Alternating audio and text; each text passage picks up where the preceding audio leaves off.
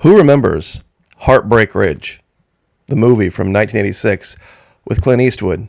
For those of you who haven't seen it, basically the story is this. There's a Marine unit that has been allowed to slack, and they bring in this guy from the old school, and he gets them all squared away, and they, of course, get deployed at the end, and because they have learned how to improvise, adapt, and overcome, they succeed in their mission.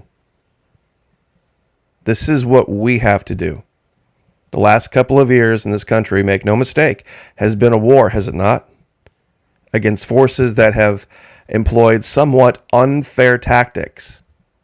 See, the real unfairness that occurred in that movie, everybody missed. The unfair part was the commanders that had allowed the unit to slack to begin with.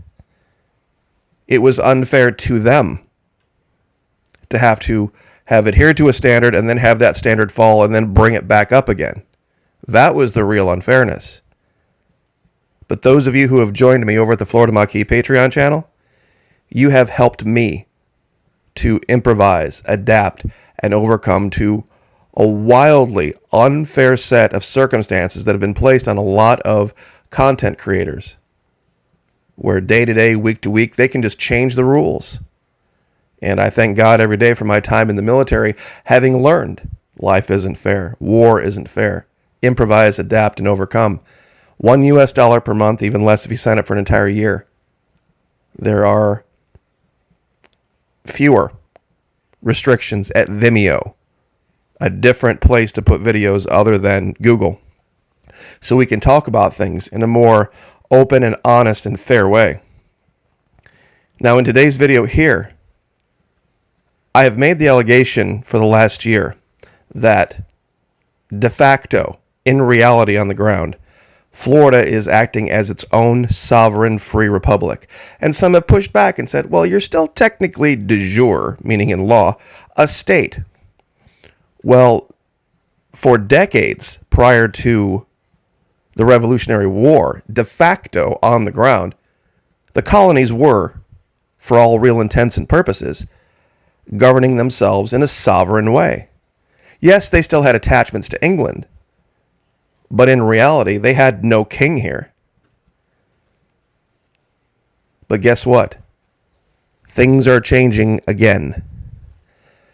How governance is done has now taken the next step. This issue with Elon Musk has been addressed by the governor of the state of Florida, arguably the most popular leader in my lifetime. And I say that with absolutely no restriction whatsoever. The single most popular leader of any group of people in my lifetime, bar none.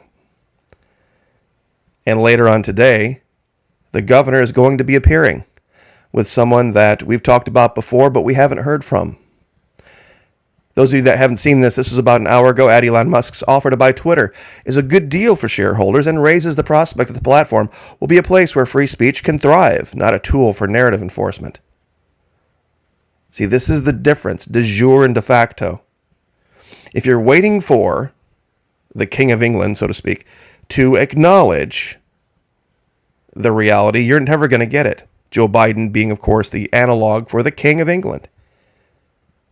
Doddering old fool that just doesn't see what's really happening de facto on the ground. See, Florida wasn't even part of the revolution. Many people miss this. It was still under Spanish control, but one of the freest places on the planet at that time. We've covered this in our discussions of cryptocurrency. We talked about the West Indies. We talked about the golden age of piracy. There was no more free place on the planet than Cuba, the Dominican, what we know to be Puerto Rico, Florida. That area had absolutely no governance, almost as close to anarchy as you can get, but living under pirates has its good and has its bad.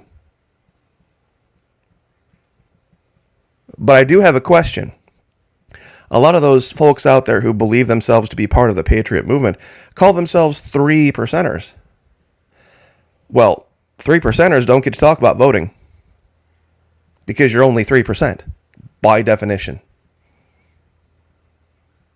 But Some have questioned, said, well, you call yourself the Florida Maquis. The Maquis were anarchists. No, they weren't.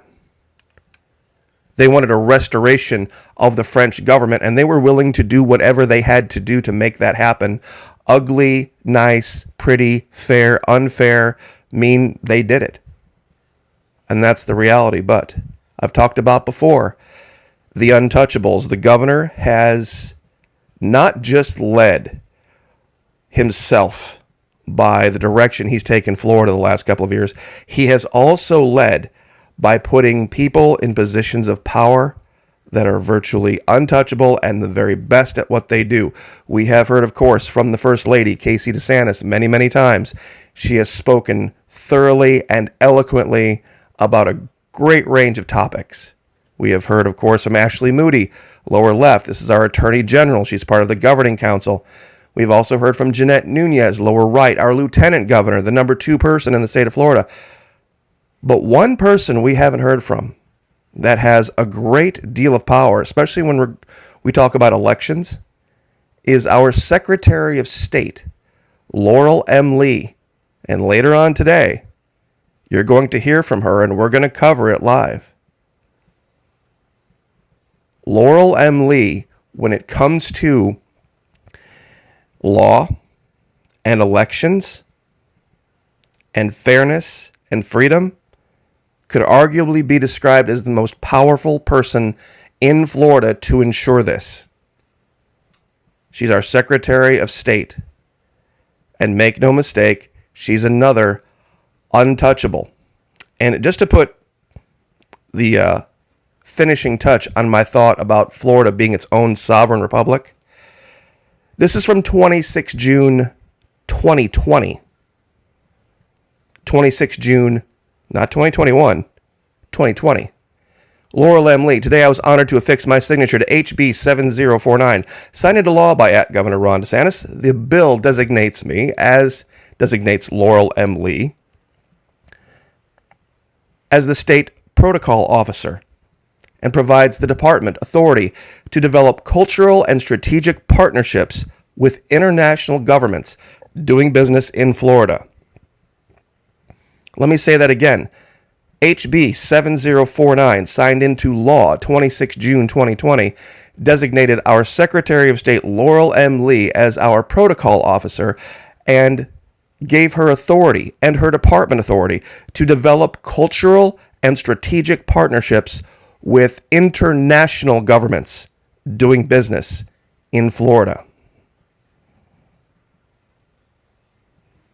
See, this idea of space travel is an international idea, and right now Florida is the world hub of it, and everybody knows it. Which brings us all the way back to here. We have it codified in our law that we have the ability to deal independently with international governments, knowing the doddering old fool sitting in the chair in Washington, D.C., does not have the ability to do anything about it. Not at all. Because, once again, that was 26 June 2020. Have you heard of anybody in D.C. saying that we're going to strike that down? No. That's the reality from the state of Florida right now. The last 2 years has been wildly unfair. I agree with you. Just because I've stopped talking about what happened between November 2020 and January 2021 doesn't mean I changed my mind. Just as somebody who had a very specific set of skills in the military, I had to adapt. We all have to adapt, improvise, and overcome unfair circumstances. And the pendulum has started to swing. And when it swings back the other way, guys, it's going to change things in a way that nobody could predict. So don't let your heart be troubled. Things may not turn out like you think they should have 2 years ago.